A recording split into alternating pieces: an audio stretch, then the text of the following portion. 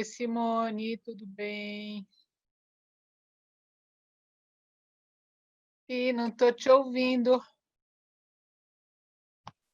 Ah, agora sim. Ah, você está falando. Agora sim. Tudo bom? Tudo, e com você? Seja Ah, bem-vinda. obrigada, obrigada. Como é que estão as coisas aí no simpósio? Foi ótimo hoje de manhã, Laura. Imagino. É? Foi gostoso. Teve um trabalho aqui, assim, bem interessante. Teve um colega que é artista plástico que apresentou um trabalho dele, sabe? Sei. Depois a gente teve Que o legal, eu Tom. adoraria. Nossa. Não, eu gravei, depois você vai gostar assim de ver. Tá. Depois o Tom fez uma aproximação com a fenomenologia. E o David trouxe um mito, sabe? Sei. Que, da, da- que ele traduz, sabe? Da hermenêutica que ele trabalha. Sei. E fez um trabalho super interessante também. E, e trouxe esse conto aqui, esse mito, na verdade, que ele traduziu, do Aham. Hermetismo, e conversou. Então, foi bem legal, assim, foi aproximações com a psicologia analítica, sabe? A gente pegou essas Sei. perspectivas e os dois conversaram um pouquinho. Precisava de mais tempo até, sabe? Ah, é Porque sempre foi assim, né? É. temas mais profundos que eles falaram, mas foi bem interessante. E agora à tarde você e depois a Beth. Que legal, que legal. E como que estão os participantes? Tem quantas pessoas, mais ou menos? Deixa eu me aquecer. É tão maluco esse mundo online, né? É, Tem mais ou menos olha, quantas pessoas? aconteceu o seguinte, a gente abriu 100 vagas. Aham, Mas a gente acaba que tem muita gente que veio de manhã, que está entrando à tarde, mas nós estamos apresentando também pelo Facebook, né? Está sei. sendo transmitido ao vivo. Então tem um público assim bem diverso, mas a maioria que eu estou percebendo ou é psicólogo, ou é estudante de psicologia, ou afins. Sei. E o Simone. Facebook é onde que vocês estão transmitindo? Eu te mandei o link aqui Ah, você me pelo mandou? seu WhatsApp. É esse que está assim, primeiro simpósio guiando o triângulo. Aí tem um link embaixo, espaço criar. Ah, tá. Simone, Entendi. boa Esse é tarde. no Facebook, né? Quem que tá aí agora? Oi? É o Thiago, tudo bom? Eu estou gerenciando a live Oi, pelo Thiago. Espaço Criar. Joia. Oi? Eu vou subir para vocês aqui no chat também o link do Facebook, tá? Para ficar aqui na conversa, quem quiser acessar, compartilhar lá também, para alcançar mais pessoas. Nas palestras da manhã, tivemos, acho que um pico aqui no Zoom de 43, 44 pessoas, e no Facebook ficou variando. O Facebook ele dá o total, mas alcançou bastante pessoas também. Acho que tá Sei. bem interessante. Estou subindo aqui o link, tá bom? Fique à vontade Que aí. legal. E depois isso fica gravado ou no Facebook ou é? Desculpe a minha ignorância, mas eu sou geração. Não, mas é Hã? isso mesmo. Assim que termina, assim que a gente fecha aqui a live, ele fica salvo no Facebook como se fosse uma postagem normal mesmo. Então fica lá Ah, tá. enquanto o Facebook permitir. Você consegue compartilhar, enviar, né, fazer comentários, criar uma espécie de bate-papo na própria postagem também. Então fica bem Tá. acessível, Tá bom. tá bom? Vou Tá, deixar Tiago é legal. vocês Obrigada, aí. maravilhoso, Thiago. tá Hã? demais aqui. O Qualquer Tiago é coisa me avisa, maravilhoso. tá, Simone? Oi, Tiago. Desculpa, te cortei, pode falar. Não, tá falando que você é maravilhoso, está organizando tudo para a gente, ajudando demais. Obrigada, viu? Eu que agradeço, tá, Simone? Qualquer coisa me chama aqui, tá? Tá bom. Minha palestra. É, a Então gente podemos precisa muito, né, dessa assessoria isso. informática. Que diferença que é, viu? Assim, a É, gente que não, mas é muita coisa para administrar e é é, muito bom ter alguém que fica responsável, vai ajudando até pensar ajuda, né? nem fale. Então, vamos começar aqui, Laura. Eu vou só te apresentar rapidinho, então você fica bem à vontade. A proposta é que você fale, né, em torno de 1 hora, e depois a gente abre uns 20 minutinhos, 30 minutos, para alguma interlocução, pergunta, comentário, tá? Tá legal, Tá? tá legal. Então, vamos retornar aqui, gente. Nós estamos aqui com a professora Laura. Ela é psicóloga, doutora em psicologia, analista junguiana pela SBPA, professora sênior no curso de psicologia da USP, e ela trabalha também com grupos vivenciais. E hoje a palestra é Sonhos Iniciais, a Psicologia como Rito de Iniciação. Seja bem-vinda, Laura, fique à vontade. Tá. Muito obrigada, Simone, e toda a organização, e agora o Thiago também, né, que eu estou conhecendo agora. É um prazer estar aqui, né? O ano passado eu tive em Uberlândia, né, para algumas atividades com alguns de vocês, não sei, mas também com a Simone, com a Célia, e na UFU também eu fui, né? E eu fiquei sintonizando com a experiência que foi intensivíssima, né? Acho que 2 dias, sexta e sábado, nossa, eu trabalhei não sei quantas horas, mas foi muito boa, né? Assim, um E encontro com teve uma pessoas. tempestade, né? E teve uma tempestade no final. Pois é. Pois é, por isso que eu estou começando assim, porque é inesquecível, né? Aquela tempestade. Porque aí, quando a gente acabou o trabalho no sábado, eu tinha que ir correndo para o aeroporto, a Simone foi me levar de carro, né, Simone? E uma tempestade, eu não sei como é que anda Uberlândia, mas, nossa, foi em dezembro, né? 11 meses atrás, mais ou menos, comecinho de dezembro, né? E uma tempestade que a gente achou que ia perder o avião, né? Foi uma aventura, assim, né? E eu estava lembrando agora, tudo online, né? Não preciso nem sair da minha casa, é muito diferente, mas eu acho que o afeto, a inteireza, a seriedade são as mesmas, né? De a gente estar aqui e poder trocar umas ideias. E eu me amparo nessa experiência do ano passado, que eu gostei do movimento junguiano em Uberlândia. Eu achei que tinha uma coisa com muita vitalidade, muito interesse, muita seriedade também, né? A gente fez um seminário, eu pude dar supervisão, a gente trocou bastante coisa que eu achei interessante, né? Em diferentes momentos.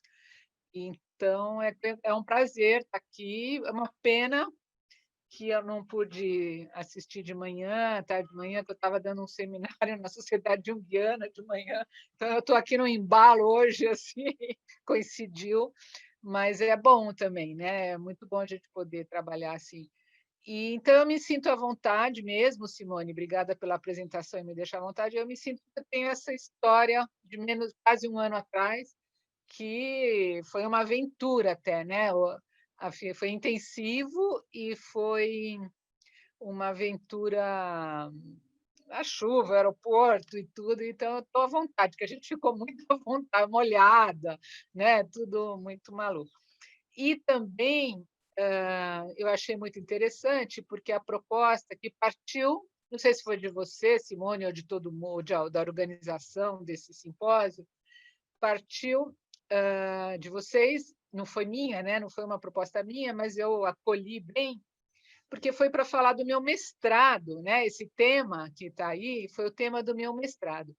Então, para mim, me permitiu reconectar lá atrás, né? Porque o meu mestrado eu defendi em 1987, quer dizer, faz muito tempo, né? Foi no milênio passado, no século passado, mas é um daqueles temas que não tem data, né? Que sempre estão valendo, né? Então foi muito bom eu retomar isso. Ele ficou presente em mim, o mestrado, porque fala de psicoterapia e sonhos, que são temas que não têm fim, né? A gente nunca esgota, né? E ele dá como se fosse um enquadre para a gente poder trabalhar em psicoterapia se valendo de sonhos, né? Então, eu fiquei pensando 1 hora para falar, o que eu poderia trazer que talvez fosse interessante, não fosse interessante. E, no fim, com essa questão de ficar à vontade, que eu espero que vocês também estejam, e que depois a gente possa trocar umas ideias, né, daqui a uma hora,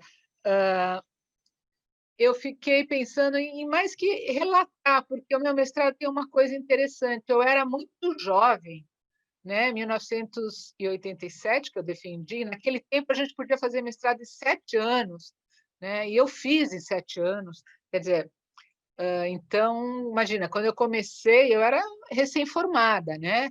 E estava já me especializando em Jung, estava toda empolgada, mas eu era muito jovem, o mundo era diferente, se vocês querem saber, o meu mestrado foi datilografado, não foi digitado, né? Ele foi datilografado, aquela coisa que a gente fazia de corte e costura, né? Não tinha internet para acessar a bibliografia com tanta facilidade naquele tempo, né? Como a gente tem hoje.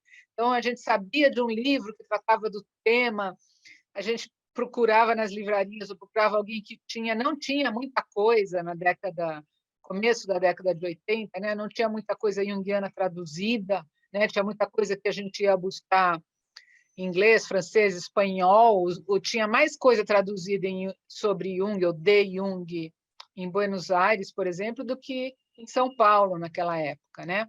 Hoje o movimento junguiano está maior no Brasil do que na Argentina, mas naquela época era assim. Então, era todo um trabalho de atrás, todo um trabalho artesanal e toda uma empolgação inicial também de começar a carreira, né? E agora eu me vejo num outro momento, né, de fim de carreira. O ano passado eu defendi minha livre docência na USP, me aposentei agora, foi muito maluco, também me aposentei em fevereiro de 2020, em março veio essa pandemia, mudou tudo, né? E eu continuo como professora sênior fazendo algumas atividades na USP, mas já numa outra situação. Então, você me permitiu, com esse convite de falar do mestrado, me permitiu voltar, né? Como se eu tivesse também revendo toda uma carreira, né? Eu consultória, eu continuo, não me aposentei, né? Mas toda uma carreira de pesquisadora, né, de orientadora, que veio depois do doutorado, né? E foi bom, foi prazeroso rever isso. Então, eu resolvi contar mais como um relato, né? Um relato do passo a passo, porque o que aconteceu com o meu mestrado? Bom, eu me candidatei a um mestrado lá no Instituto de Psicologia da USP, né, da Universidade de São Paulo, e não havia, na época, ninguém que trabalhasse com a psicologia junguiana, né? Lá. E então, como que eu poderia fazer? Como que eu pensei em fazer, né?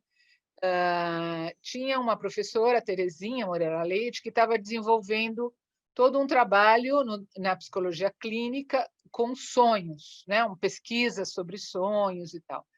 E eu já estava interessada em Jung, né? Eu já me formei na USP por outros caminhos, eu já tinha descoberto ou sido descoberta pela psicologia junguiana, então eu já queria desenvolver um trabalho junguiano, eu já estava fazendo uma análise junguiana, eu já estava estudando. Quando eu comecei o mestrado, eu comecei ao mesmo tempo um curso de especialização em psicoterapia na PUC, e aí eu estava lá dentro, na parte junguiana desse curso de especialização, com o professor Sandor, a Denise, a Liliana, a Isabela, o Jair. Então, é uma equipe que estava, sobretudo, trazendo elementos junguianos, né? E aí, o que eu fiz? Eu fiz aquelas coisas que a gente faz, né? Que é juntar. Bom, e para Jung, os sonhos são importantes, e para uma possível orientadora, que era a professora Terezinha Moreira Leite, os sonhos são importantes. Ela não era junguiana, né? Então, eu me candidatei, no fim eu fui aprovada e ela topou me orientar, fiquei muito feliz, foi uma experiência interessante. Ao mesmo tempo, quer dizer, esse curso na PUC e depois, como foram 7 anos de mestrado, né? Depois na Sociedade Junguiana, na SBPA, depois da PUC, eu fui para a SBPA fazer a formação. Ao mesmo tempo, então eu tinha esses dois lados, né? Na USP, o mestrado, e na PUC, os estudos junguianos. Aí, aos poucos, na USP, eu acabei virando docente também, né? Mesmo sem mestrado, naquela época era possível você ser contratada ainda em processo de mestrado, hoje em dia não é mais, né? E então eu virei docente, comecei a ensinar psicologia junguiana, né? Num curso de psicologia da personalidade, que foi bastante desafiador, e aí teve essa passagem também da PUC para a SBPA. Então, foram essas instituições naquele momento, né? O grupo do Sandor, que era na PUC, depois o Sandor passou para o SEDES, aqui em São Paulo, eu não sei. Agora me dei conta que isso são coisas bem de São Paulo, né? Mas a plateia acho que é ampla aí, né? E então eu estava nesse percurso. Aí o que aconteceu? E eu arrumei uma orientadora que se dispôs, e eu fiquei muito grata, e foi uma experiência boa, se dispôs a me orientar, porque meu tema era sonho, tinha a ver com sonhos. Aí, só que sonho é um tema enorme, né? Então, o que eu fiz? Eu estava vendo nas leituras junguianas, e a junguiana, naquela época, era Jung mesmo, né? Era basicamente o próprio Jung que eu estava lendo. Eu estava vendo que ele valorizava muito o trabalho com sonhos, né?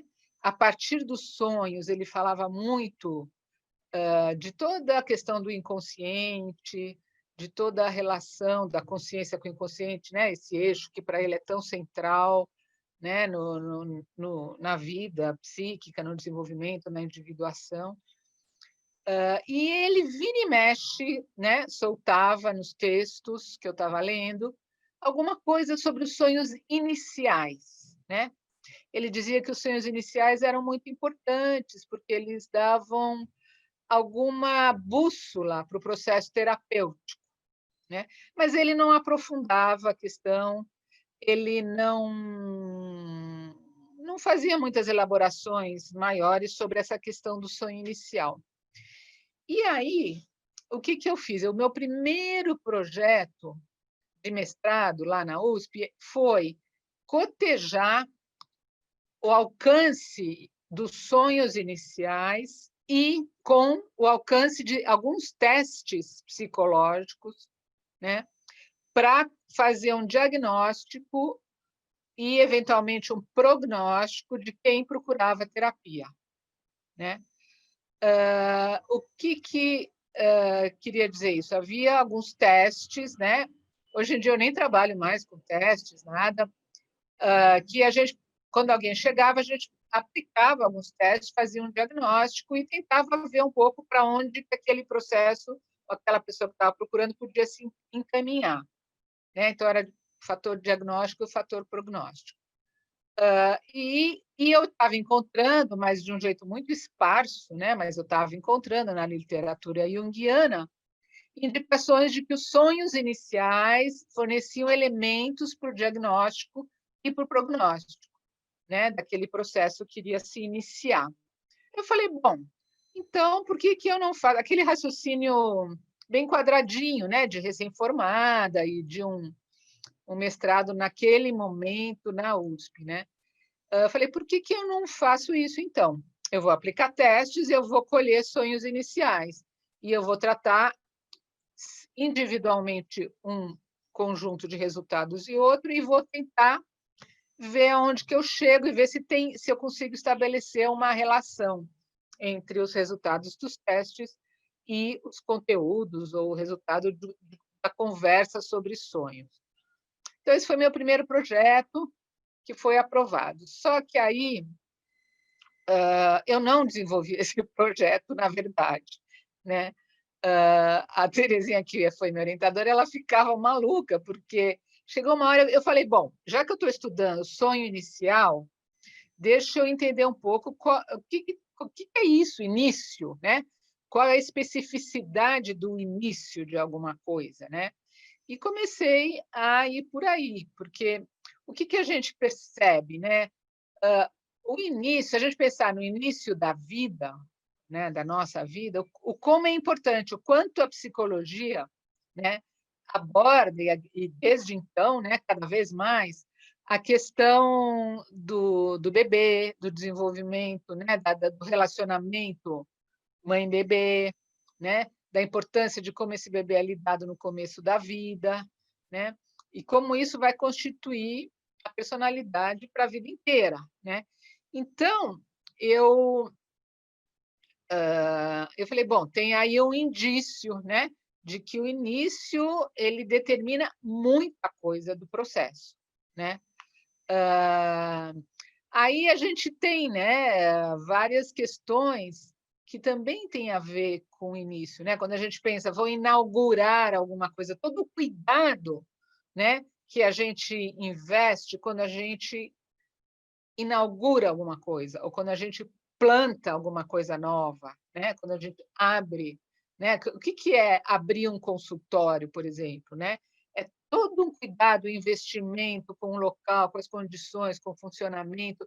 No início, a gente concentra muita energia psíquica e a gente vai trazer muito da gente e a gente traz muita futuridade, né? Para essa fase inicial. A gente projeta os nossos desejos, né? De como as coisas andem ali, de como a coisa se desenvolva, né? A gente tenta cercar algumas variáveis para que a coisa seja bem canalizada, né? Então, eu estava pesquisando essa coisa do início, né? De como cuidar do início e qual é a especificidade do início. Aí, se a gente pensar, por exemplo, na própria psicoterapia, o que é quando chega uma pessoa, e aí do ponto de vista do paciente, o que é procurar uma psicoterapia, né? Como é que a pessoa chega nesse início, né? Geralmente tem uma concentração de energia muito importante, ela chega com muito desejo de mudança ou de alívio de sofrimento, né? E ela chega com um pouquinho de sensação de fracasso, porque provavelmente quando a pessoa procura a terapia, ela já buscou outros recursos da vida pessoal, da vida dela, né? Quando tem assim uma questão que ela quer tratar, então ela tenta resolver um problema pelos recursos que ela tem, né? Pessoais, de amizade, de trabalho, de estudo, do que for, né? E chega uma hora que ela fala, não, eu vou procurar uma ajuda profissional, é por aí. Então, tem esse gostinho de fracasso, mas tem também um gostinho de uma esperança. Ela projeta muita esperança nesse processo que vai vir, ela acredita, ela está botando fé, né? O que não quer dizer que, dali a pouco, ela possa desconfiar, resistir, né? Possa também dificultar o andamento do processo, e não é uma coisa do ego, né? Não é uma coisa consciente, é uma coisa da resistência, quer dizer, da dificuldade que é a gente mudar, né? A gente tem muita dificuldade de mudar, a gente se constitui a duras penas, né? É uma batalha, né? Para a gente se constituir, para a gente ser alguém, né? Nesse mundo. Então, mudar alguma coisa é resultado, geralmente, de um bom esforço. Às vezes, a coisa flui mais fácil, às vezes até um pouco imperceptível, mas, para falar de maneira geral, é um bom esforço. E essas questões que fazem as pessoas irem para a psicoterapia, geralmente refletem a necessidade de uma mudança com esforço, né? Então, eu fiquei pensando, nossa, é um momento muito especial esse momento de você chegar e buscar. Tem gente que, às vezes, né, pede uma indicação e fica com o número do telefone ou contato, hoje em dia nem é quase só telefone, né? Ou contato, fica lá, põe dentro da agenda, põe na bolsa, põe não sei aonde, fica, às vezes, meses, anos, né, com aquele... Fica namorando a ideia, né? Tudo isso já faz parte dessa mobilização inicial, quer dizer, tem uma energia psíquica que está sendo concentrada e canalizada para chegar num profissional, né? Então, é um momento muito especial desse ponto de vista de uma relação que vai se estabelecer. Mas é muito especial também do ponto de vista de como a pessoa está. Geralmente, a pessoa está numa crise, né? ela tem alguma coisa que ela resolver. Mesmo quem chega, eu vim porque eu quero me conhecer melhor, que é muito comum, de certa maneira, né? Mas a gente, conversando um pouco melhor sobre o que é esse se conhecer, a gente vai ver que tem uma busca, muitas vezes, de conhecer pontos que são difíceis, né? De conhecer mais recursos para lidar com a vida, né? Ou de conhecer mais onde a gente impacta, conhecer melhor algumas defesas que estão instauradas e impedindo que a gente flua, né? Então, esse momento é um momento muito especial, né? É um momento, e também assim, é um momento do novo, a pessoa chega e tem que se apresentar, né? Ela tem que dizer quem ela é, a que ela veio, o que ela espera, né? E geralmente a gente senta e conversa, né? Ou hoje em dia faz assim, numa telas, né? Mas a gente faz um primeiro contato, conversa, estabelece e a pessoa se apresenta, né? Geralmente a postura do profissional é mais escutar, né? Acolher, ouvir, olhar, escutar, se abrir para conhecer aquela pessoa, né? Conhecer o que está trazendo aquela pessoa e também o que ela mobiliza na gente, né? Para a gente avaliar também esse potencial da relação transferencial, né? E aí a gente também tenta identificar um pouco o que ela tem de recurso que pode ajudá-la no processo terapêutico, né? E onde que ela está empacada, né? Onde estão as fixações, as defesas. Então, a gente tem essa disposição que é um pouco diagnóstica e um pouco prognóstica, mas a gente não sabe exatamente para onde a coisa vai caminhar, né? O nosso referencial nos fala a grossíssimo modo, né? Eu acho que provavelmente todo mundo que está aqui ouvindo hoje sabe, a grossíssimo modo, o nosso referencial nos fala em facilitar o processo de individuação, né? A gente pode dizer assim, de um jeito bem amplo. O que é facilitar o processo de individuação, né? É a pessoa poder se desenvolver e se experienciar e viver a própria vida naquilo que ela tem de mais singular, mais da subjetividade dela, mais individual dela, mas de um jeito que reflita uma pertinência, né, a diferentes instâncias do mundo, a diferentes relacionamentos, né? Ela vai ocupar um lugar no mundo do jeito dela. Então, isso não é fácil, né? Todos nós sabemos. A gente tem muito de acomodação, né, e muito de adaptação. A gente leva o nosso jeito para o mundo e a gente aprende do mundo o que o mundo espera de nós. E a gente faz um jogo entre essas duas coisas. E, por outro lado, a gente é um processo de individuação, a gente vive um processo de individuação. Então, a gente tem que ter também uma certa adequação a nós mesmos, né? A gente tem, às vezes, conflitos internos que são inevitáveis, né? Hoje de manhã eu estava dando um seminário, um curso de formação junguiana, e a gente estava trabalhando aquele texto do volume 9, que chama Consciência, Inconsciente e Individuação, em que o Jung fala com todas as letras. Ele fala, olha, chega um momento na vida que o conflito é interno, e é um conflito entre a consciência e o inconsciente, né? Que é uma relação muito delicada que a gente tem que viver e que geralmente acontece uma autoequilibração, uma autorregulação psíquica, né? O Jung fala na função compensatória, né? Quer dizer, como o inconsciente é capaz de compensar algumas unilateralidades ou alguns desvios da consciência, ou às vezes de dar uma força quando a consciência está bem alinhada, mas está meio sem muita força. Então, é como se o inconsciente, às vezes, ele compensa, puxa para o outro lado, e às vezes ele fala, não, vai por aí, né? Isso seria a função compensatória do inconsciente. Mas, muitas vezes, a gente vive conflitos, e o Jung vai dizer, olha, às vezes, esses conflitos a gente não consegue solucionar, né? Porque o inconsciente é algo da natureza, é algo impessoal, né? A gente tem o inconsciente pessoal, que tem a ver com a nossa história de vida, tudo que em nós foi recalcado. A gente tem isso, mas a gente tem dominantes. Eu não sei se eu estou chovendo muito no molhado aqui, falando numa plateia bem junguiana, mas eu acho que eu vou por aí. Qualquer coisa vocês reclamem, viu, Simone? Você me ajuda aí se tiver muito, ou se alguém falar alguma coisa no chat. Mas a gente tem, então, esse inconsciente que é fruto do nosso recalque, mas a gente tem esse inconsciente que são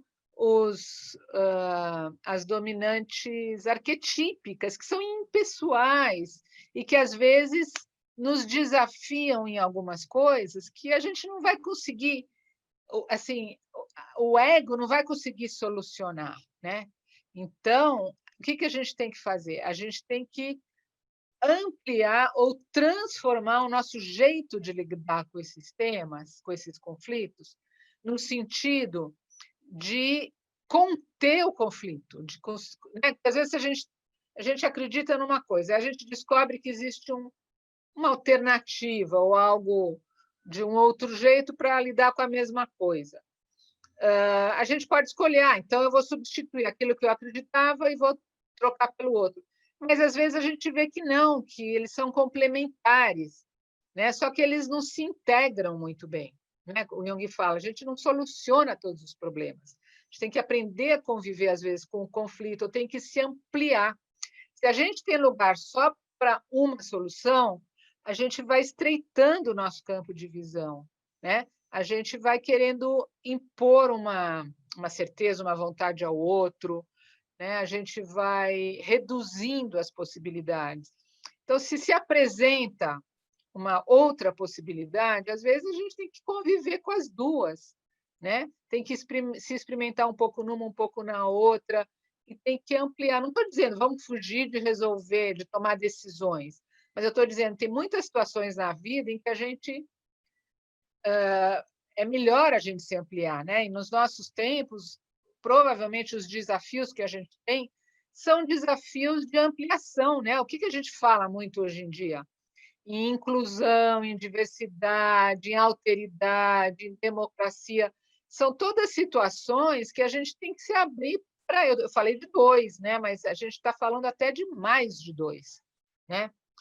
Então, para isso, a gente precisa abrir o nosso campo consciente, a gente precisa ser capaz de tolerar, às vezes, opostos, né? E, para isso, a gente tem que transformar a nossa consciência, né? E essa transformação, para dar conta dessa alteridade, como que ela vai poder acontecer, né? É muito pelos símbolos que vão se apresentando. Essa é a visão junguiana, né? Quando Jung, aquele livro famoso que causou a ruptura com Freud, símbolos de transformação. São símbolos que transformam a nossa disposição, transformam a nossa energia psíquica, canalizam, né? E esses símbolos, a experiência com os sonhos nos traz muito esses símbolos, né? Então, por isso que o sonho é um recurso privilegiado. O que aconteceu, gente? Agora eu me desviei um pouco lá do início, né? O que aconteceu no meu mestrado, né? Eu fui pesquisando a especificidade do início, a psicoterapia, essa questão da relação entre consciência e inconsciente, individuação, relação transferencial.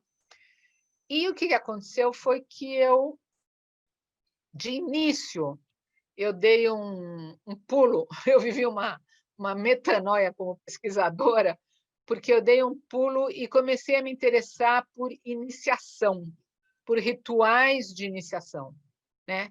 Quer dizer, então eu comecei a pesquisar e a estudar rituais de iniciação em diferentes épocas, em diferentes culturas, né? Foi um certo mergulho na antropologia, um pouco na história das religiões, e eu fui ficando muito abastecida e muito inspirada para desenvolver o meu mestrado. Acabei deixando toda a questão dos testes psicológicos de lado, porque eu fui vendo o quanto o processo terapêutico é um processo, esse acabou sendo o título do meu mestrado, né? A psicoterapia como um rito de iniciação, né? como é um processo de iniciação, é um processo iniciático, mas é um processo fundado no século XX, quer dizer, é diferente daqueles que eu estava estudando, que eram mais rituais que abrangiam uma comunidade, né? Que abrangiam iniciações em subgrupos de uma comunidade, né? E a psicoterapia no século XX se propôs como uma iniciação individual, né? Como um caminho individual de você ser iniciado em quê? De você ser iniciado em você mesmo. Essa é a ideia da individuação, né? A gente passa o começo da vida desenvolvendo um complexo egóico, né? Um ego, centro da consciência, para dar conta de muitas demandas que a gente tem, muitas externas, algumas internas, né?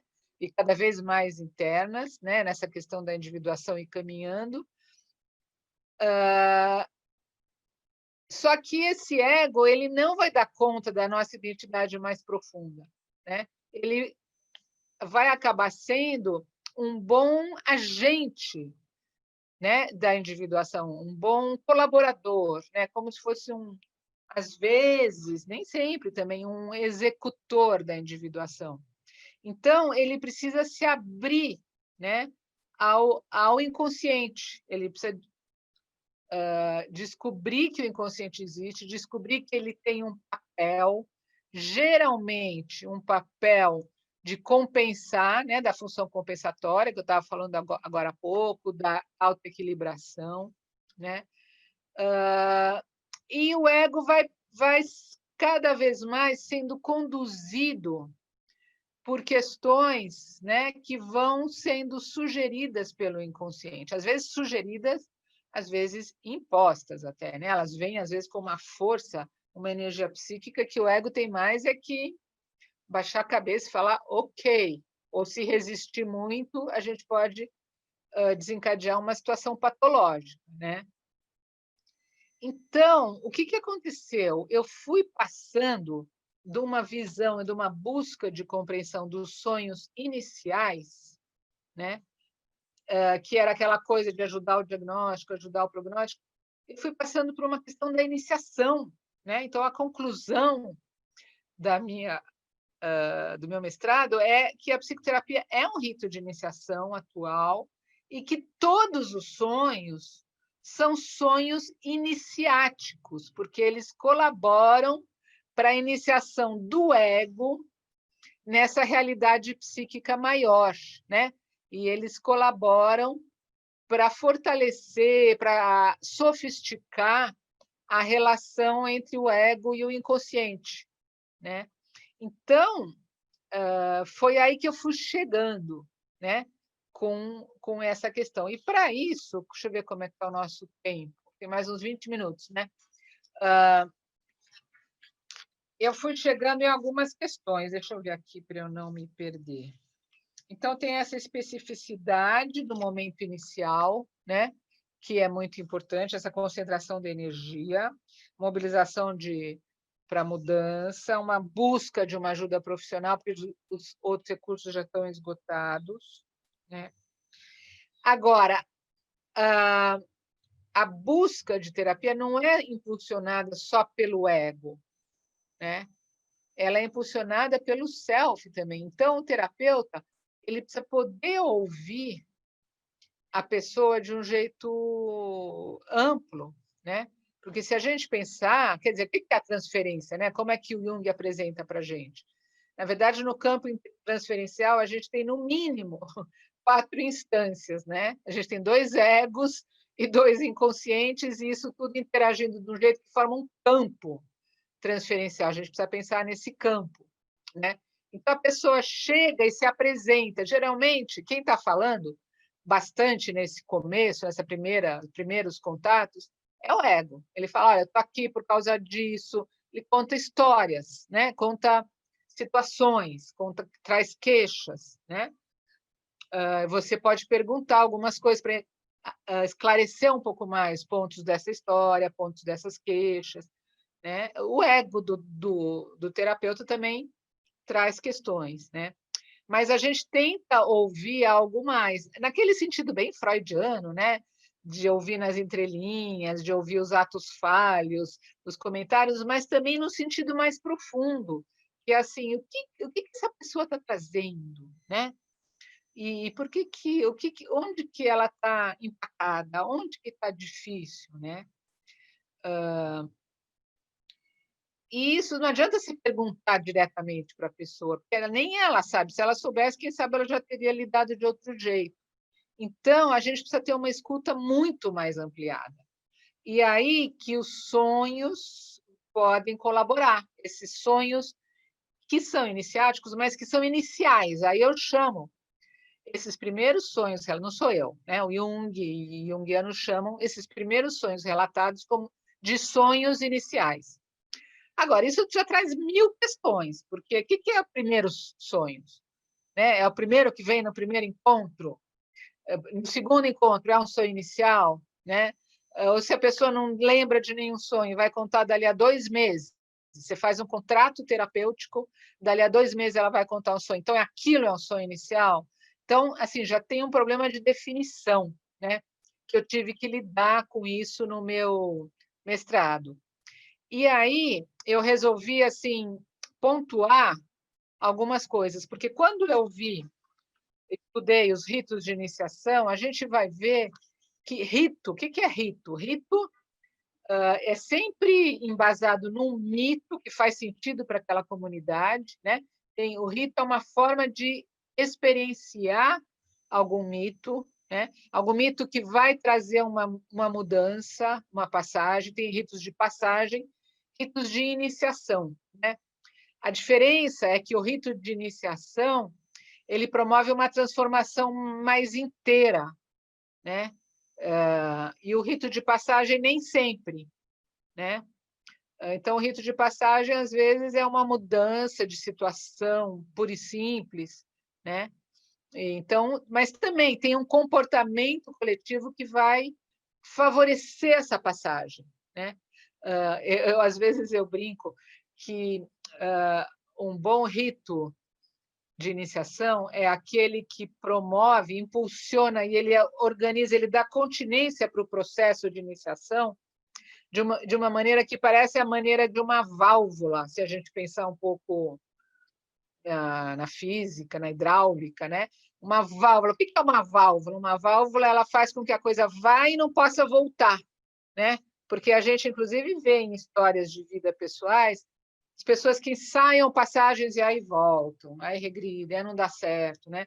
Um bom rito de iniciação é o rito que favorece uma transformação e não tem volta. A pessoa se transforma e está ali, né? Algo mudou na vida dela, né? Não tem mais essa volta, né? A gente pode até pensar em válvula hidráulica, não é um exemplo muito elegante, mas fica claro, né? De um banheiro, né? Que a gente aperta a válvula para se livrar do que está ali, mas é para não voltar, né? Então, se a gente pensar que a válvula promove essa transformação, esse movimento numa direção sem volta atrás, né? Então, a gente pode trazer isso para um processo terapêutico, quer dizer, um processo terapêutico que trabalha profundamente, ele promove essa passagem sem volta, né? Ele promove uma mudança na personalidade, na ampliação da consciência, que é para ficar, né? Que a pessoa, a partir daí, ela vai cada vez mais podendo ampliar, com o Jung fala muito em ampliação da consciência. A gente pode pensar em ampliar, ampliar parece que é aumentar o tamanho, né? E a gente aumenta o espaço psíquico, a gente começa a ser capaz de tolerar mais ambiguidade, mais conflito, mais dificuldade com os outros, com as situações. Então, a gente se amplia. Mas, às vezes, não é só ampliar, é também criar maneiras, é sofisticar as maneiras de lidar com essas situações, né? Não é só abrir o espaço, é um espaço onde a dinâmica seja mais sofisticada. Então, os ritos de iniciação vão permitir isso, né? E os ritos de iniciação, aí tem muitas, não dá tempo de eu aprofundar essa questão, mas tem muitas visões e muitos tipos de rituais, e muitas comunidades, muitas épocas, muitas localizações geográficas, muitas culturas, né? Mas as iniciações são caracterizadas, geralmente, por uma experiência de morte e renascimento. Olha que forte, né? Porque assim o rito de passagem, né? A gente tem rito de formatura, a gente tem rito de mudança de casa, né? O jovem que sai da casa dos pais, a gente pode fazer um ritual, né? De vai para casa nova, né? A gente pode ritualizar, e é bom ritualizar muita coisa, né? Porque é isso, é a tal válvula que permite dar uma força para a gente ir para a fase nova e para descobrir recursos novos, né? Mas o rito de iniciação, ele se caracteriza realmente por essa experiência de morte e renascimento. Claro que é uma morte simbólica, né? Mas então às vezes até é concretizado, né? Os rituais que eu estudei, às vezes a pessoa passa por uma experiência de quase morte, às vezes com uma substância que altera muito o estado de consciência, né? Que ela tem que ingerir. Às vezes é com a palavra que está me ocorrendo e que a gente acha na literatura, mas eu nem acho a melhor, é uma experiência de alguma coisa que torture, sabe? Uma marca física que deixa uma cicatriz que não vai ter jeito, vai ficar até o fim. É como se assim, olha, algo em você mudou, você não tem mais aquele corpo de antes, né? Aquele corpo infantil, algo está marcado, né? Às vezes é ficar sozinho no meio da floresta, passando por muito medo, muita emoção, que você acha que você vai... A gente fala, né? Nossa, eu morri de medo, né? Essa expressão morri, porque é uma experiência de morreu, mas estou aqui, então eu renasci, né? Essa experiência do renascimento é que é importante, porque é nesse renascimento que a pessoa se inicia, né? E aí ela renasce e volta para a comunidade transformada, né? E aí vai ser reconhecida como alguém iniciado e vai poder ocupar outro papel, desempenhar outras funções, né? Então, a gente pode fazer uma analogia, eu acho que é feliz, eu acho que está na obra junguiana, entre um processo psicoterápico profundo, né, que não é só uma adaptação a uma situação, né, ou não é eliminar um sintoma, porque um sintoma bem eliminado é um sintoma que é transformado em símbolo. A pessoa se compromete com aquilo. Se o sintoma é muito importante para ela, ela pode se livrar do sintoma, porque o sintoma é um signo estagnado, né? É um símbolo estagnado. Então, ela vai tirar essa estagnação, essa fixação do sintoma, mas ela vai continuar ligada naquele conteúdo, não é à toa. Aquilo tem a ver com ela. Ela pode dar uma volta por cima, né? Ela pode trabalhar com aquilo, né? Tem uma teoria que é de um alemão, eu acho, do final do século XIX, que ele dizia: ou você desenvolve um problema muito sério na garganta e vai ter dificuldade de falar, vai ficar rouco, vai ter dificuldade, ou você pode virar um cantor de ópera, né? Que ele está dizendo assim: você tem alguma questão aqui.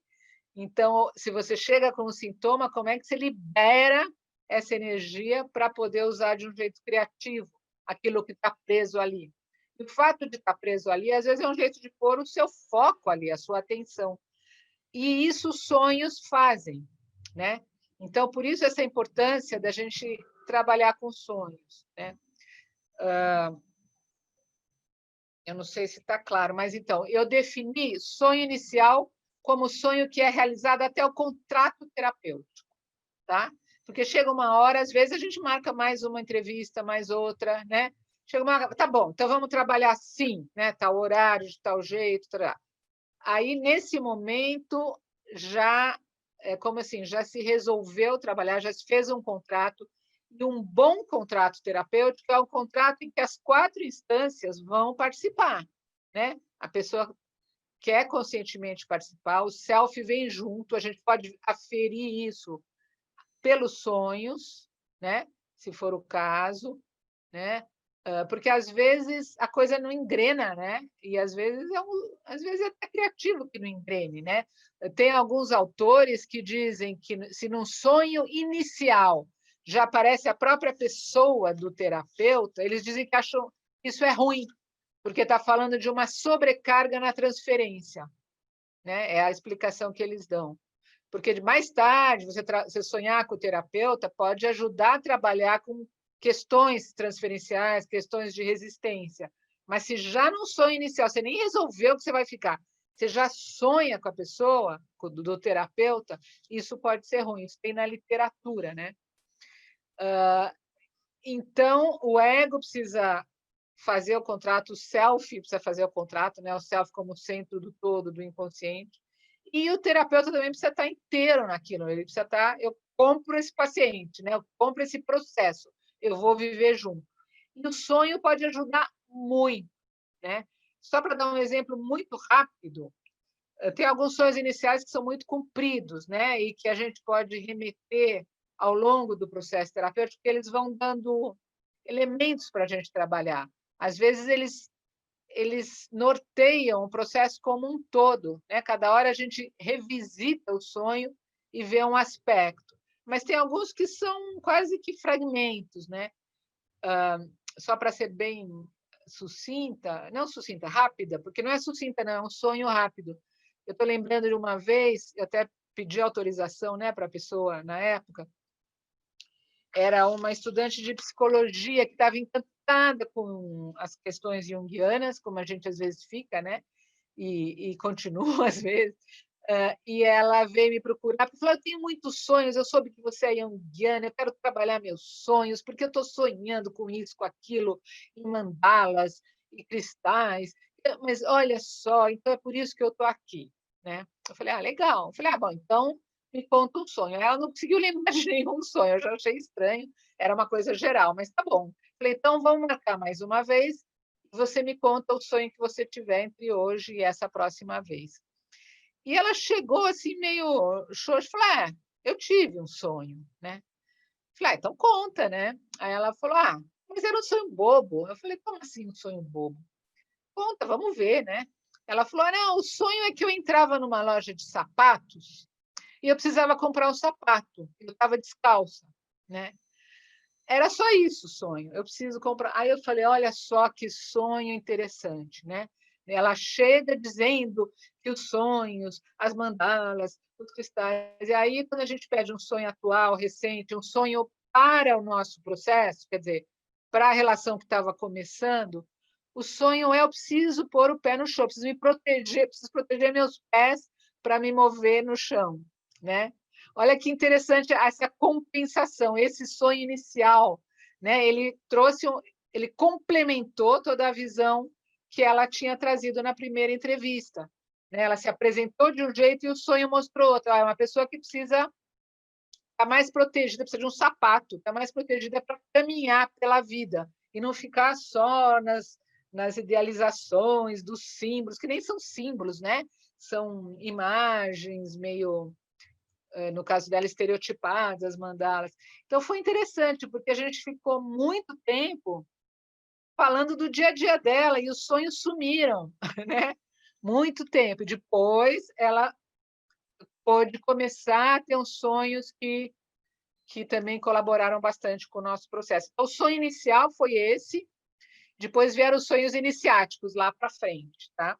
Para dar um exemplo. Eu estou olhando no relógio, eu vou tentar ser pontual, né? Uma outra coisa que ajuda a gente a pensar no processo terapêutico, eu gosto muito daquele referencial do Jung, que capaz que muitos conheçam, quando ele fala da estrutura dramática dos sonhos, né? Quando ele propõe que a gente olhe para um sonho, e ele fala: olha, a grosso modo, a gente pode entender o sonho em 4 aspectos, ou 4 momentos, né? Geralmente, o sonho geralmente é uma historinha, né? Tem um enredo, né? Esse sonho, mesmo esse sonho dessa paciente, ela entra numa loja de sapatos, né? Um enredo, e precisa comprar o sapato. Só que ela não consegue no sonho ainda, né? Por isso que ela não gostou do sonho, mas enfim. O que o Jung vai dizer sobre os sonhos em geral? Que primeiro tem um momento que ele chama de exposição, em que os elementos que constituem os sonhos aparecem. Então, os personagens, onde que a coisa acontece, que situação que ambiente, que hora do dia, né? Às vezes é um ambiente cotidiano, às vezes é um ambiente surreal, os sonhos variam muito, né? Que personagem? Geralmente o sonhador está presente, está representado no sonho, né? E a gente tende a entender aquilo como o ego dele. Então, esse é o primeiro momento, a exposição dos elementos. O segundo é assim, quando começa um enredo, né? Ele chama de desenvolvimento. Então, estamos aqui, assim, somos nós, e o que vai acontecer? Esse é o desenvolvimento, né? O que vai acontecer? Esse sonho trata de quê? Né? No caso dessa paciente, entramos só ela, né? Eu entro numa loja, estão numa rua, tem uma loja de sapatos, eu entro numa loja de sapatos, né? E eu preciso comprar um sapato. Então, esse seria o desenvolvimento. Aí, depois, tem um momento que o Jung diz que ele chama das peripécias, porque aí o sonho dela é muito simples, mas pode acontecer vários acontecimentos, várias peripécias. Geralmente tem algo que dificulta, surge uma situação de conflito, né? Alguma situação onde a coisa bloqueia, onde, se a gente pensar em termos de energia psíquica, essa energia psíquica que foi trazida para uma situação e começou esse desenvolvimento, ela de repente é interceptada, né? Surge um conflito, né? Aparece um monstro, aparece algo que não deixa você caminhar, né? Ou aparece alguém que te desafia em alguma coisa. Então, isso seria um momento de culminação do sonho, né? E que é muito importante, porque a gente vê onde que essa energia psíquica se prende, onde que a coisa fica fixada. Se o sonho acaba aí, a gente vai dizer que aquilo é um pesadelo, porque a pessoa acorda, geralmente a pessoa acorda, né, assustada com a emoção daquilo que dificultou, né? Se o sonho continua, aí vai ter uma solução, vai ter uma resolução, que é chamada lisis, né, que é o que soluciona o sonho, o que lida com aquela intercepção da energia psíquica. Então, esse referencial ajuda a gente a ver como que a energia está caminhando com aquela pessoa, né? E naquele contexto, que é o contexto dela buscar terapia, o contexto do aqui e agora, né? Então, é um referencial muito rico, porque ele mostra, assim, de verdade do que estamos falando, onde que a coisa está empacada, que seria o momento, talvez, do diagnóstico, né? Voltando lá para a mentalidade dos testes, e como que ela pode ser solucionada, né? Que isso seria o elemento do prognóstico. Ou não, às vezes ela não se soluciona, né? Gente, eu estou tentando ser super pontual, meu relógio está dando 3 horas em ponto. Não sei se é o caso de parar, não sei se eu consegui passar uma noção da importância, né? Só para ainda completar uma outra coisa, porque eu cheguei nos sonhos iniciais, nos sonhos iniciáticos, na terapia como um rito de iniciação, né? Que é uma mudança profunda na personalidade, e ainda trouxe uma questão que é o sonho exial, exial de êxito, êxito não, êxito em outras línguas, saída, né? E-X-C-I-A-L, que seria o último sonho. Às vezes, quando se trata de encerrar um processo terapêutico, às vezes vale a pena também a gente pedir um sonho para avaliar como é que aquilo está encerrando de um jeito bem profundo. Então, esse sonho a gente pode chamar do sonho exial, né? Porque, às vezes, a pessoa diz que quer encerrar, geralmente é o paciente que traz esse tema, não é o analista, porque a gente sabe que a gente sempre pode continuar, né? Sempre mais coisas vão surgir, a vida não para, né? Até o fim, e geralmente o paciente traz, e às vezes faz sentido naquele momento, né? Encerrar. Mas às vezes o próprio sonho pode dizer, olha, vamos com calma, né? Talvez não seja o momento, né? Então é isso, não sei, eu fui trazendo assim. Acho que eu vou tentar ser pontual, mas ainda temos meia hora, né, Simone, para conversar mais? Legal. Eu gosto Temos de sim. ouvir também. Eu gosto de ouvir. Temos sim, tem um tempo aí. Ah, mas que bom te ouvir, muito, muito gostosa a sua fala aqui, Laura. E aí a gente vai abrir um espaço mesmo, né? Porque eu acho que tem algumas coisas interessantes aí para a gente conversar. E estou achando muito interessante você falar que da época que esse trabalho foi feito, né? Muito, muito interessante você trazer essa referência de um outro mundo, né? E aí eu fiquei pensando, assim, desse tempo, desse outro mundo vivido. E para o tempo de agora, só uma questão aí para a gente começar, e depois a gente vai abrindo para demais Legal. pessoas. Se você percebe, assim, uma mudança nessa conotação desses sonhos, como esses sonhos vão se apresentando, né? Você fez provavelmente uma coleta desses sonhos, dessas temáticas que apareciam naquela época, e olhando para hoje, né? Inclusive incluindo pandemia, né? Que essa temática dos sonhos tem vindo muito à tona, as pessoas têm relatado muitos sonhos, né? Muitos sonhos, inclusive recorrentes. Você percebe alguma coisa que dá para você falar daquela época, né? Dessa vivência assim de análise, né, dos sonhos, desse conteúdo para agora? Olha, de certa maneira sim e de outra maneira não, né? Porque o sonho é uma vivência tão básica, né, do ser humano, né? Eu estava recentemente, até conversei com o Siddhartha Ribeiro, aquele livro Oráculo da Noite, que ele faz um levantamento maravilhoso, né, sobre os sonhos desde a época das cavernas, provavelmente, né? Ninguém dizia isso é um sonho. É como uma criança, né? Quando que você sabe que a criança está lembrando de sonho? Primeiro, ela precisa ter o ego com memória para poder falar, tive um sonho, né? Mas às vezes ela acorda assustada ou acorda falando de alguma coisa, provavelmente é reflexo de um sonho, né? Então, o sonho é uma vivência muito básica da humanidade, do ser humano, né? Esse tema da iniciação, a gente tem um autor, o Henderson, que ele fala que é um arquétipo, né? Existe o arquétipo da iniciação, é um arquétipo que existe, né? E então, como tudo que é arquetípico, vai às vezes assumindo umas roupagens que têm a ver com a época, com a cultura, né? Mas a essência é a mesma, né? Quer dizer, essa questão de um desenvolvimento do ponto de vista psicológico, né? Que caminha para a ampliação da inconsciência de um jeito individual, isso é o mesmo, né? Só que a gente vai tendo que lidar com muita coisa. Ainda aparecem sonhos, né, de uma vida na natureza, na floresta, né, em situações que hoje em dia a gente não vive mais tanto assim, né? Por outro lado, aparecem sonhos com elementos de tecnologia, né? Já aparecem, já são, porque qualquer coisa é matéria-prima para o sonho, é a nossa vida. O sonho é um lugar lindo, né? Agora eu estou falando mais dos sonhos iniciáticos do que dos sonhos iniciais, né? Porque o sonho inicial você sempre tem que considerar um processo terapêutico, uma relação transferencial.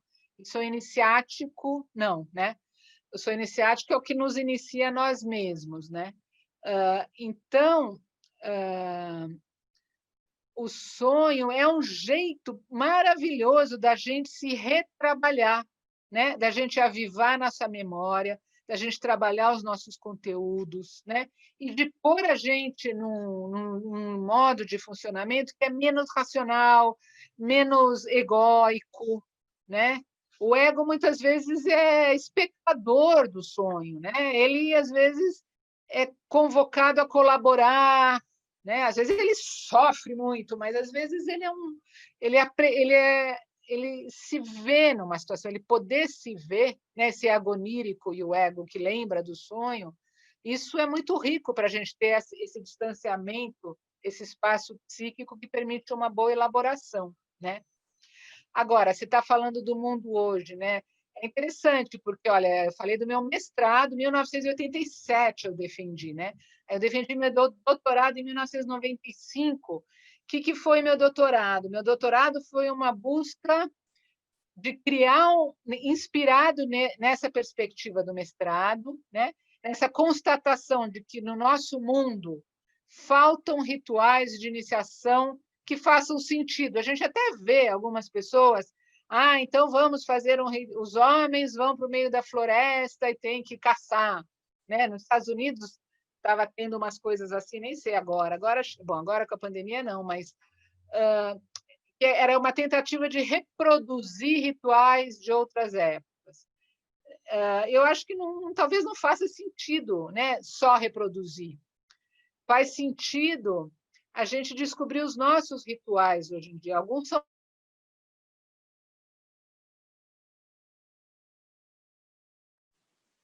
Caiu, né?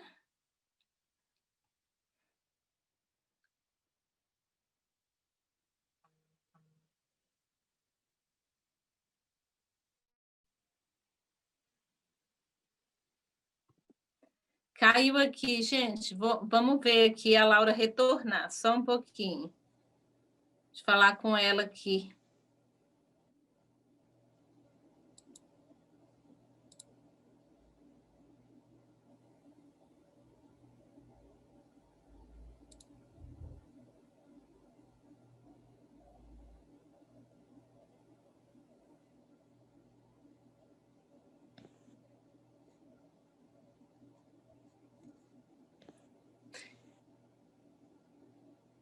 Gente, tivemos um probleminha aqui com a Laura.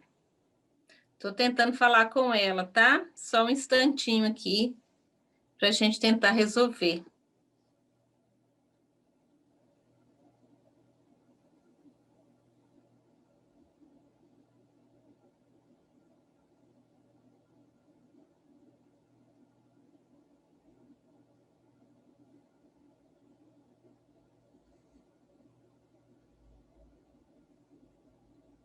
Acho que eu caí, né?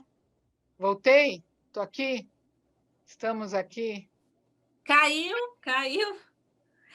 Acho que pelo Tava te jeito. ligando. Mas tudo bem, foi bem rapidinho. São coisas que acontecem às vezes, né? Aí você estava falando do seu doutorado. Paramos Então, aí nesse momento que aí você retomou com a pesquisa do mestrado, você dando continuidade aí no seu doutorado. isso. Aí o doutorado, eu tentei levar essa perspectiva da iniciação, que na verdade me acompanha até hoje, né? Eu acho que a gente é iniciado nas coisas, porque ser iniciado quer dizer essa ideia da morte e renascimento, né? Uma transformação mais profunda, né? A gente vai mais inteiro, né? Não é só uma perspectiva. Porque eu acho que a psicologia analítica, a psicologia profunda, trabalha com isso, com essa perspectiva mais profunda, né? Então, eu tentei levar isso, mas para um trabalho com pequenos grupos, né? Para poder criar alguma maneira, entre aspas, ritualística, mas um ritual moderno, né?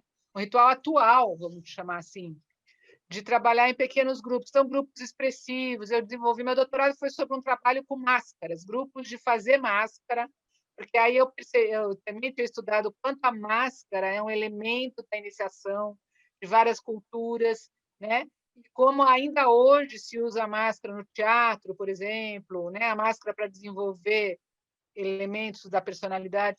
Então, isso foi meu doutorado, a tentativa de criar um rito de iniciação atual em pequenos grupos, para não ficar também só com a psicoterapia individual, né? E é um trabalho que eu acho que complementa um pouco o individual, né? Agora, ainda para complementar um pouquinho a sua pergunta, né? Os sonhos atuais, até aí meu doutorado foi em 95, aí minha livre docência foi em 2019, ano passado. Que foi uma retomada desse meu percurso todo e tal.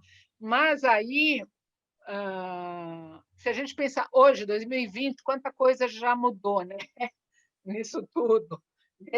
Não precisamos ir até 87, quando eu defendi o mestrado, a gente pode ir para 2019, né? Que é o ano passado. Os sonhos, que você perguntou especificamente, tem muita gente, tem muitas pesquisas atualmente sobre sonhos em psicologia, sonhos da pandemia, né?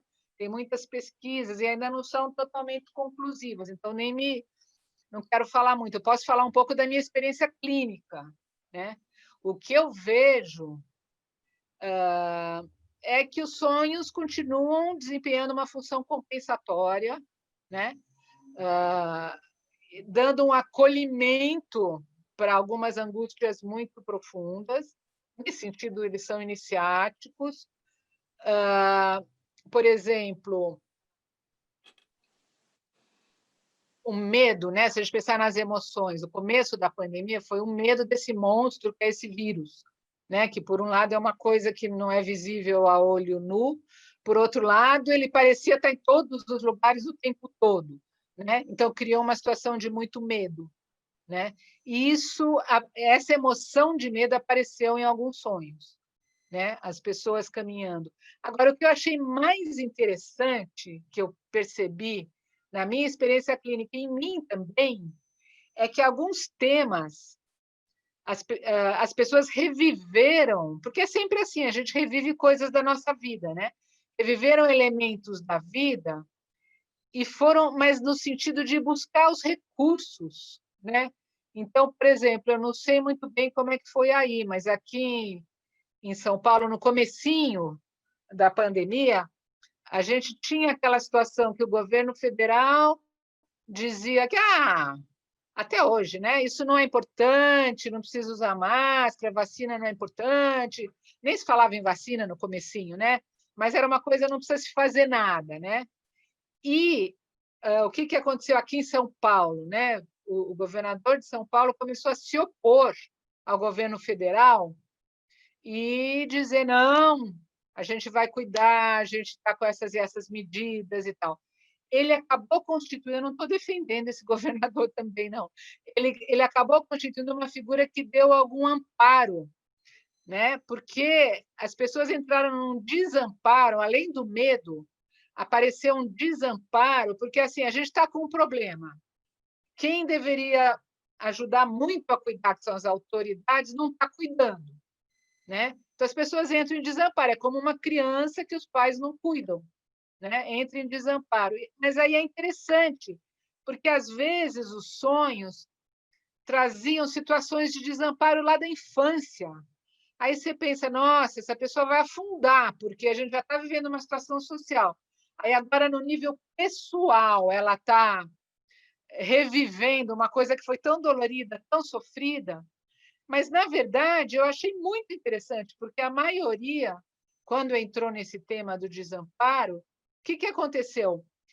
É como se tivesse ido buscar, através do sonho, foi buscar o recurso que ela usou para crescer, porque se a pessoa está hoje adulta, lembrando de uma dificuldade muito dolorida da infância, ela está revivendo uma dor, né? Uma emoção muito difícil. Mas, por outro lado, ela também está podendo ir buscar um recurso, lembrar, né? Atualizar um recurso que ela usou para crescer e está aqui hoje, né? Então, foram assim, alguns sonhos muito sofridos, pessoas que às vezes chegaram a ligar, olha, eu quero uma sessão extra, porque está muito difícil, né? Eu sonhei com isso, eu não consegui dormir essa noite.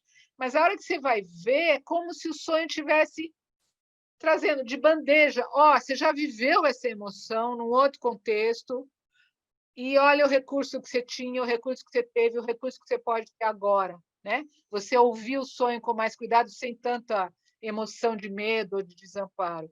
Então, eu achei interessante, né? Como os sonhos, mesmo trazendo dor e coisas, eles permitiram esse resgate de recursos, né? Como se a gente tivesse que funcionar no modo emergência, usando uma linguagem mais atual de internet. Tal. A gente entra no modo emergência, né? Mas a gente tem esse modo instalado em nós, né? E aí a gente vai aos poucos lidando com as situações. Depois, o governador também começou a desamparar a população, e aí foi outro lugar, né? Muitos sonhos com casa, né? A questão de estar em casa, a casa e o mundo, né? Ressignificar a casa, poder tornar a casa numa situação habitável, né? Habitável 24 horas por dia, né?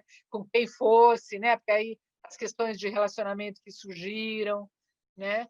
Então, os sonhos estão sempre acompanhando a gente, estão tentando ajudar a gente a lidar com muita angústia, né? Não sei se era exatamente isso que você estava perguntando. Isso, ótimo. Nós temos duas perguntas aqui. Duas Tá, pessoas vai. Há duas para perguntar. A primeira é o João. Não, primeiro a Cristina fala que você é maravilhosa, que é muito bom te ouvir de novo. A Cristina estava aí o ano passado. Obrigada. Tá. O João está falando o seguinte, que ele comprou um livro, Jung e a Interpretação dos Sonhos, Manual de Teoria. Apesar de pequeno, é teoricamente muito denso. Você teria alguma leitura para indicar? E aí, depois dessa pergunta, o Tommy também quer fazer, mas aí ele vai fazer pelo áudio, tá? Tá. Obrigada, Cristina. João, o Jung tem alguma coisa... Esse livro acho que é do Hall, né? Esse livro que você está. É denso, né? Eu vou te... Caiu novamente. Vamos aguardar. Se alguém quiser fazer pergunta, gente, aí vai anotando aqui, que aí na hora que ela retornar, a gente vai falando, tá?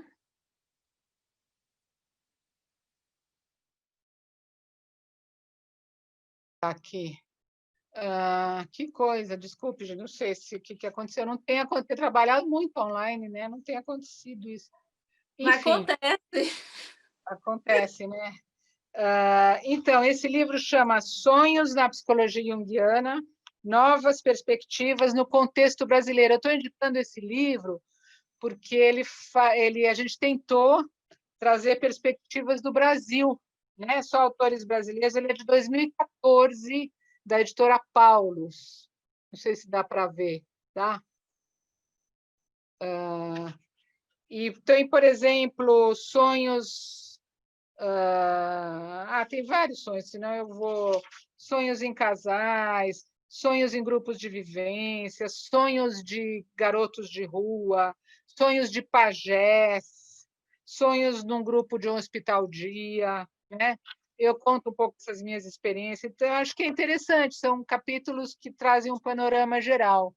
João, qualquer coisa, se você quiser, depois você pode também me mandar um e-mail, um WhatsApp, a Simone pode intermediar, né, Simone?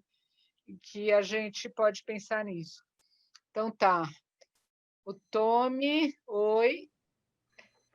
Boa tarde. Boa tarde. Gostaria de agradecer pela palestra da professora.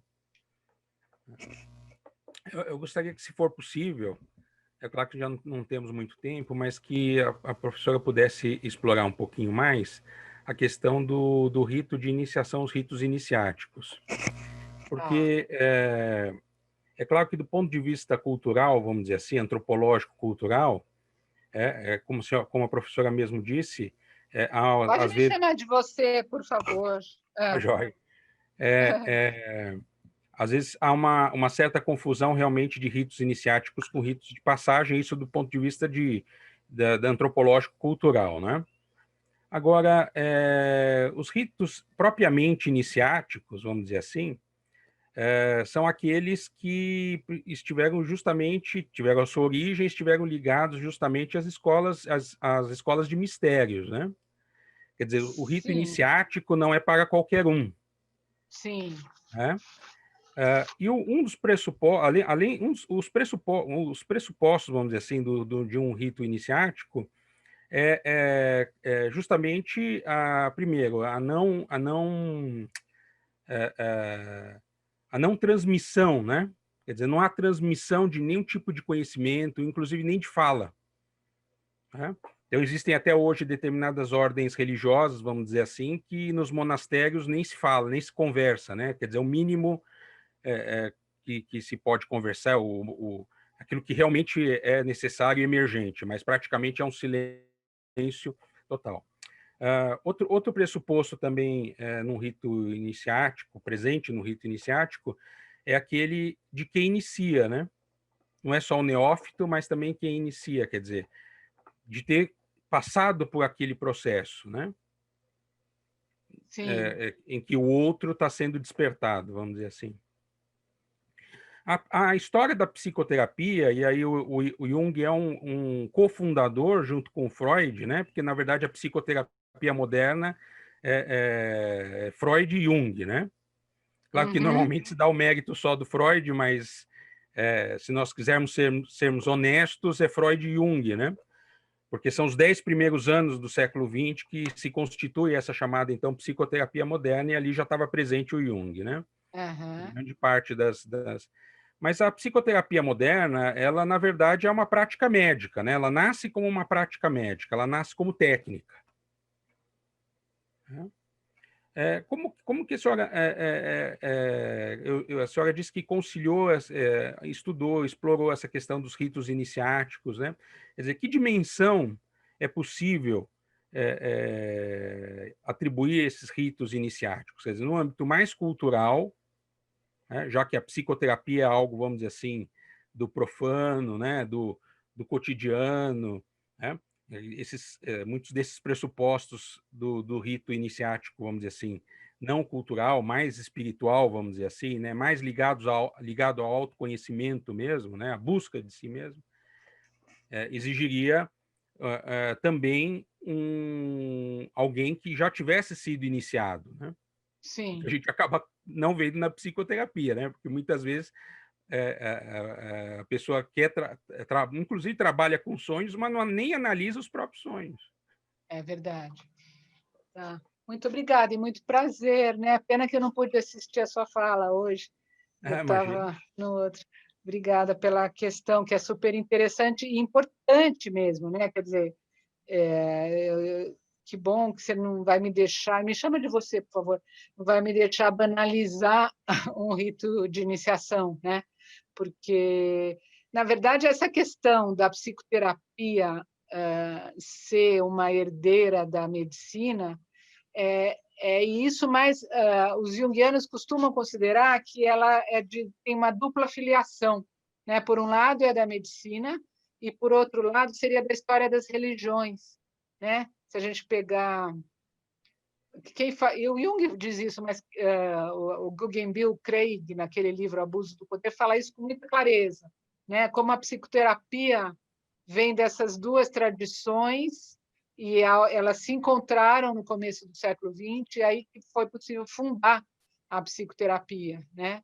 Então, com isso, e o Jung faz questão, né? O Jung ele conta o quanto ele sofreu, principalmente depois que o Freud rompeu com ele em 1913, 13, né? Final de 12, 13, o quanto ele sofreu por se sentir único, né? Quer dizer, essas coisas que eu estou pensando, será que ninguém mais pensa? Ele achava que ele tinha um bom companheiro com Freud, o grupo ao redor do Freud, né? Os primeiros psicanalistas, né? Tanto que Jung foi o primeiro presidente eleito da Sociedade Internacional de Psicanálise, em 1910, né? Só que aí, em 13, veio a ruptura. Então, ele entrou nessa questão da solidão e ele diz, né, que ele foi buscar, assim, tem que ter na história da cultura ocidental, depois ele vai para o Oriente também, né? Mas ele começa a procurar na cultura ocidental que linhagem será que eu sigo, né? Então, e ele vai procurar. E o Jung tem uma coisa interessante, ele conta que ele pensou em fazer arqueologia em vez de medicina, né? Então ele tinha um interesse por pesquisar o antigo, por fazer explorações, né? Que aí no caso dele não é exatamente em sítios arqueológicos, mas em sítios psíquicos, né? Que foi que ele acabou fazendo essas escavações. Então ele vai procurar e ele vai indo para o passado. Aí ele vai para a história das religiões justamente por essa questão já que já é um interesse, né, pela iniciação pelo inconsciente, ele já vê que tem essa filiação com as religiões, né? E ele chega na gnose e ele escreve algumas coisas sobre a gnose, ele fala: "Nossa, ali já tem alguma coisa que já é uma que a gente pode dizer que está antecedendo esse meu trabalho, né, dele, né, de fundar uma psicoterapia do jeito que ele funda". E depois ele descobre a alquimia, né? E aí com a alquimia ele fala: cheguei. Estes são os meus antepassados do ponto de vista intelectual, do tipo de preocupação, né? E E aí ele vai se aprofundar, vai estudar muito, né? Os últimos escritos do Jung, fora o Memória Sonhos e o capítulo do Homem e seus Símbolos, ele escreve muito sobre alquimia, né? Ele diz que a melhor obra dele é o Mysterium Coniunctionis, que é um estudo sobre um tratado alquímico, né? E a alquimia tem essas características também, né? Do segredo, né? Ou de usar uma linguagem que só os alquimistas entendessem, né? Também tem essas características. E cá entre nós, a psicoterapia também tem, né? O que acontece no contexto psicoterápico é protegido por uma relação de sigilo, né? É protegido. Quer dizer, se eu dei esse exempliquinho que eu dei de um sonho curto de uma paciente, a gente tem que pedir autorização, né? E você dá o sonho de um jeito descontextualizado, que o sonhador não possa ser identificado, né? Porque está protegido por um segredo, né? Por um sigilo, a gente usa a palavra sigilo, né? Porque e é muito difícil reproduzir, né? Mesmo supervisão, às vezes o terapeuta que está aprendendo, né? Está atendendo, vai levar para um supervisor, ele relata o caso, já é outra história, já está num outro contexto, né? Já não está naquela relação protegida, né? Porque o trabalho que acontece é um trabalho muito precioso mesmo, muito protegido, muito especial, num campo específico.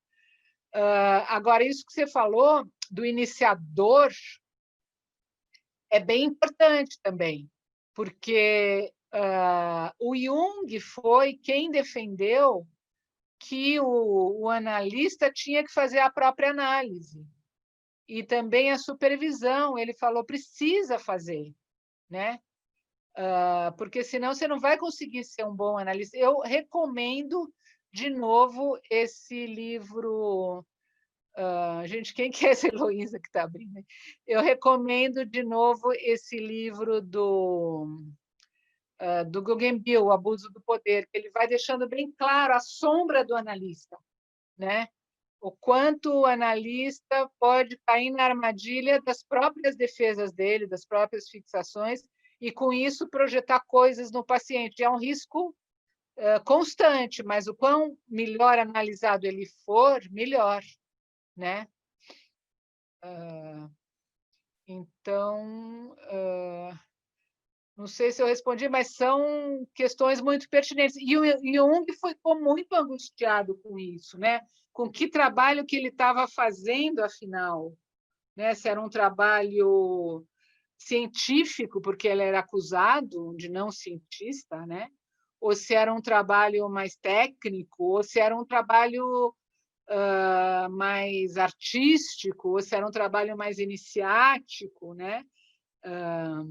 Isso para ele foi um drama, porque ele não se identificava muito com algumas coisas que eram identificadas como científicas, né? Que é aquela coisa mais cartesiana, mais de aplicação de uma técnica, né? E ele conta lá no livro Memórias, Sonhos e Reflexões, ele conta, inclusive,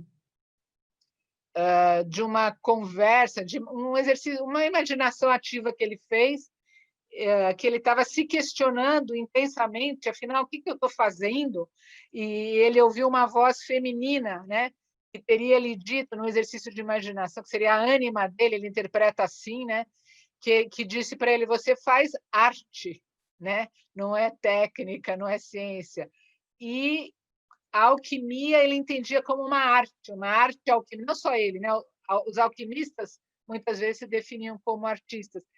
E por quê? Porque é essa coisa mais singular, né? Então, uma relação terapêutica é singular, né? A mesma pessoa levando os mesmos temas para um outro terapeuta, provavelmente as coisas vão se desenrolar de outro jeito, né? Não sei se eu consegui responder assim rapidamente, mas... Sim, agradeço. Imagina, prazer. Prazer. Obrigada pela pergunta. Ainda tem uma aqui. Eu acho que a gente vai encerrar nessa pergunta da Cristina. Olha. Fala. Ela pergunta assim, os rituais de luto, se os rituais de luto, sem os velórios tradicionais, se os sonhos vêm ajudar nesse processo. Entendeu? Olha, sim, eu acho que sim, o sonho pode ajudar em qualquer processo, no sentido que ele vai tentar reequilibrar, né? A psique vai tentar fazer uma compensação em relação à consciência. Então, pode ajudar.